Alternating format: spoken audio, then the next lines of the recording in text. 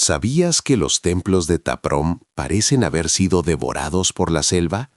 Las raíces de los árboles abrazan las piedras, creando un paisaje impresionante. Construido en el siglo XII, Taprom es famoso por su arquitectura única. Las enormes estructuras de piedra están cubiertas de musgo y rodeadas de árboles gigantes. Este templo fue escenario de la película Tomb Raider, mostrando su belleza misteriosa. La mezcla de naturaleza y ruinas cuenta historias de un pasado olvidado. Taprom no solo es un templo, es un símbolo de la lucha entre la humanidad y la naturaleza.